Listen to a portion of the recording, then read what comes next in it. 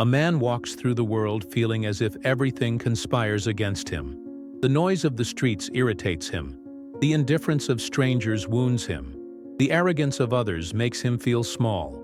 He begins to believe the world is corrupt, cruel, and filled with enemies.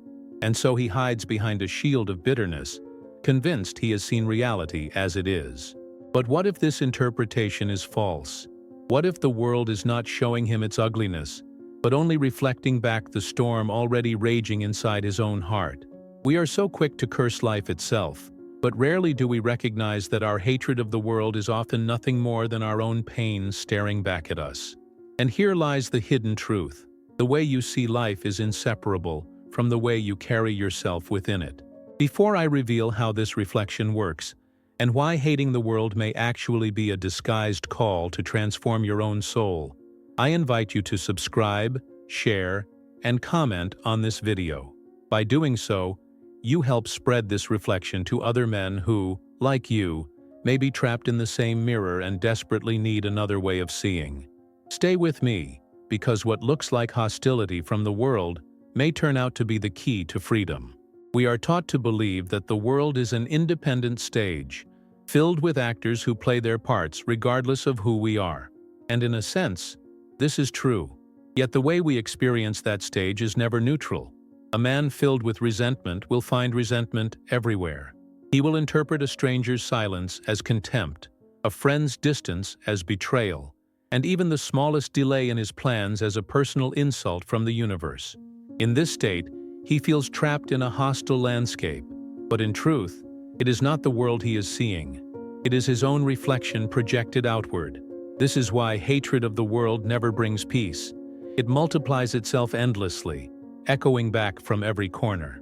But the moment this man begins to awaken, something shifts. He realizes that the harshness he accuses the world of carrying is actually his own harshness toward himself. The arrogance he despises in others is the pride he refuses to admit in his own heart. The indifference he perceives in life is the indifference he has shown to his own soul. When this veil lifts, the stage remains the same.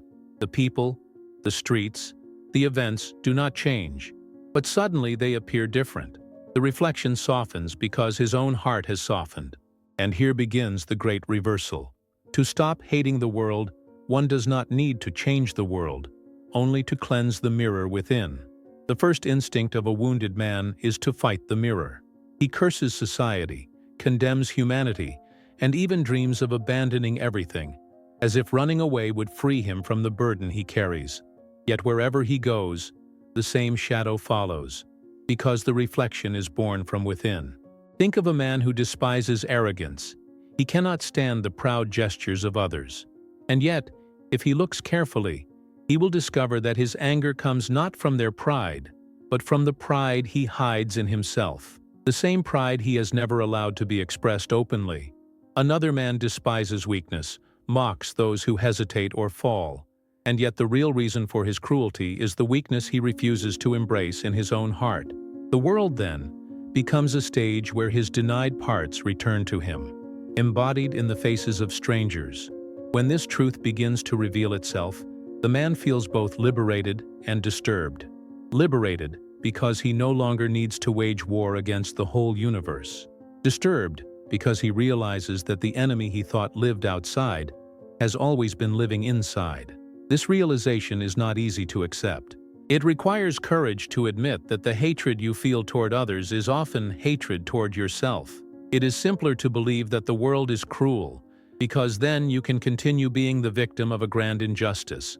But to see that the world is only reflecting your own condition, that is, to accept responsibility, to stand before the mirror without excuses.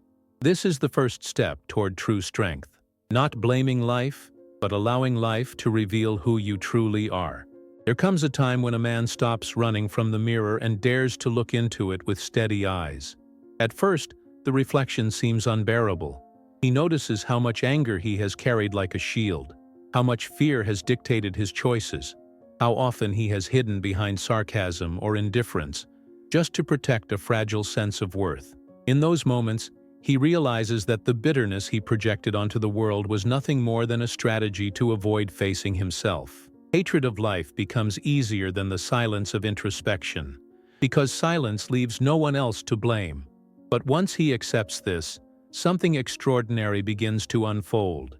The mirror no longer condemns him, it instructs him. The same situations that once irritated him now reveal lessons. The same people who once felt unbearable now expose the exact wounds he must heal. Imagine walking through the same city streets that once felt hostile. The crowd is still loud, the faces are still hurried, and the world is still indifferent.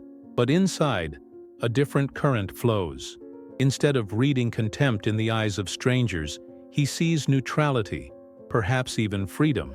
Instead of treating delays as personal insults, he perceives them as invitations to patience. Even arrogance no longer provokes the same fury, because he recognizes in it the insecurity of others, the same insecurity he once despised in himself. What once was an endless battlefield begins to look like a vast mirror hall, where every encounter is a reflection, every challenge an echo, and every insult a chance to see beyond appearances. Others, of course, will notice a change, though they may not understand it. Some will interpret his calmness as detachment, his lack of reaction as arrogance, his silence as indifference. They may even accuse him of having become strange or cold. But the truth is the opposite. He has never been warmer, never more alive. It is only that he no longer participates in the games of blame and illusion. He no longer spends his energy convincing the world to change, because he has already changed the only world he truly can, his own. The tension between appearance and essence grows sharper. Outwardly, he seems to withdraw. Inwardly, he is more present than ever. Outwardly, he seems to lose interest. Inwardly, he finally discovers freedom. This contrast confuses those around him, but it liberates him from the prison of needing approval. And slowly, the reflection shifts. The man who once hated the world finds himself capable of compassion, because he understands that every arrogant person is just another prisoner of pride. Every cruel person is chained by fear, and every indifferent face hides a secret pain. The world does not stop being imperfect, but he stops expecting perfection from it. This acceptance is not resignation, it is clarity. To see life as it is, without demanding it to be otherwise, is to step out of the prison of illusions. And in that clarity, hatred dissolves, not because the world became good, but because he no longer feeds the mirror with his own darkness. The transformation deepens when the man discovers that every judgment he once hurled at the world was, in fact, a confession about himself. This realization is unsettling, because it strips away the comfort of blaming others. When he called people selfish, he was secretly admitting his own hidden desires to take more than he gave. When he accused others of being weak, he was masking his terror of confronting his own fragility. When he despised the arrogance of society, he was projecting the very pride that had long ruled him from within. Life, then, reveals itself as a teacher that does not speak in sermons, but in mirrors. Every irritation, every hatred, every rejection becomes a lesson disguised as an enemy. At this stage, the man begins to notice how often he was addicted to conflict. Hatred of the world gave him a strange sense of identity, a justification to stand apart and claim superiority. To call the world corrupt allowed him to feel clean. To declare humanity lost allowed him to feel found. But this was only a trick of the ego, a false strength that crumbled whenever he was left alone with his thoughts. Now, stripped of the illusion, he sees that hatred was never strength. It was weakness disguised as armor. True strength is not in despising the world, but in meeting it without fear. It is the courage to look into the mirror and not flinch. This new vision alters his relationships profoundly. Those who once admired his sharp criticisms may now feel uncomfortable in his presence.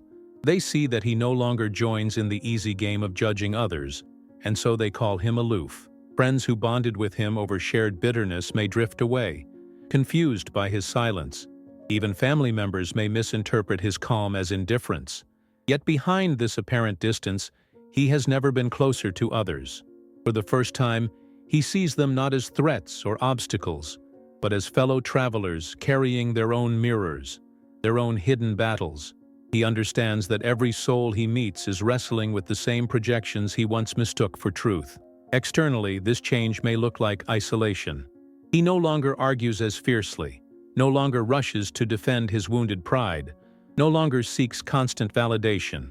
To those who knew him before, it seems as though he has withdrawn into himself. But the inner reality is the exact opposite. He has not withdrawn, he has awakened. He is more present, more open, more receptive to the quiet beauty of life than ever before. The very things that once felt unbearable now become gateways to insight. The silence that once tormented him now soothes him. The solitude that once felt like exile now feels like sanctuary. The flaws of the world no longer ignite hatred, because he no longer seeks perfection outside of himself. And here lies the paradox that confuses those who watch him. By ceasing to hate the world, he has not become naive or blind to its cruelty. He sees it more clearly than ever, but he no longer reacts with bitterness. Instead, he responds with clarity, sometimes with compassion, sometimes with detachment, but never with despair. For hatred is a chain that ties a man to the very thing he despises, while clarity sets him free to walk beyond it. What once felt like a battlefield has become a mirror hall of revelations, and in that hall he is no longer the prisoner, but the one who has learned to walk freely among reflections without mistaking them for enemies. The deeper he travels into this awakening, the more he sees that life is not here to satisfy his expectations, but to reveal the truth of his own being.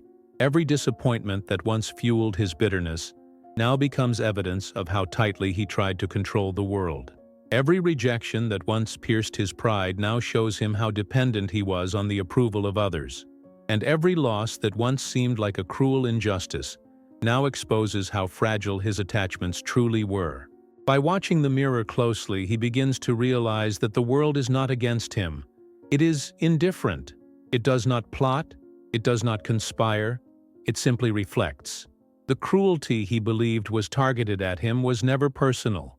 It was the echo of his own resistance to what is. This shift creates a strange tension between his inner life and the way others see him.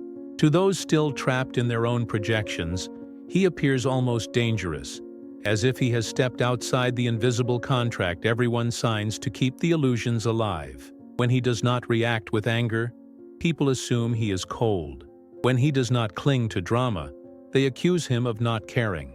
When he does not seek approval, they whisper that he has grown arrogant. They cannot see that his refusal to participate in the theater of projections is not arrogance, but freedom. He is no longer bound by the endless need to prove himself, to fight shadows, to be wounded by reflections. He has accepted the mirror, and in doing so, has gone beyond it. And this acceptance transforms not only his perception, but also his presence. He no longer carries the restless energy of a man at war with life. Instead, there is a calmness about him, a steadiness that others may not understand but cannot ignore. In the midst of noise, he becomes silence. In the midst of cruelty, he radiates patience. In the midst of chaos, he remains unshaken. And even though the world has not changed, his relationship to it has been reborn. The hatred that once consumed him has been transmuted into a kind of clear vision, a recognition that life's imperfections are not reasons for despair, but reminders that freedom lies in how he chooses to see. This new clarity comes with a cost, of course. The cost is the loss of illusions. He can no longer blame the world for his misery, no longer hide behind the comfort of victimhood, no longer justify his bitterness as righteousness. Yet this cost is precisely what makes him free. For the man who no longer hates the world is no longer enslaved by it. He sees his reflection, he accepts it, and in that acceptance he discovers that what once looked like hostility was, in truth, an invitation to awaken. In the end, what seemed like a life of rejection was never rejection at all. The world he thought was spitting him out was only showing him the parts of himself he had not yet embraced. The loneliness he once cursed has become the ground of his clarity. The silence that frightened him has become the source of his strength. And the hatred that once poisoned his days has dissolved into a deeper understanding. The world does not hate you, it reflects you. To change what you see, you must change the gaze through which you see it. This is the paradox every awakened man discovers. What looked like weakness becomes power, because the ability to meet life without hatred is the greatest strength of all. What seemed like loss becomes liberation, because letting go of illusions makes him lighter than he ever thought possible. What appeared as isolation is revealed as wholeness, for he no longer needs the world's approval to know who he is. He is not rejected, he is free. He is not broken, he is whole. He has paid the cost of truth, and in return, he has received something far greater than comfort. He has received himself. And now, brother, the reflection is yours to face. The mirror will not disappear, but you have the power to decide what it shows. Do not run from it, and do not curse it. Look into it, and let it reveal the man you truly are. If these words have touched you, subscribe to the channel so that we may continue sharing reflections like this together. Share this message with someone who might be caught in their own mirror of bitterness, and leave your own thoughts in the comments. Every word you write becomes part of this conversation, a reminder that none of us walk this path alone. Here, even in the silence of your screen, community is born.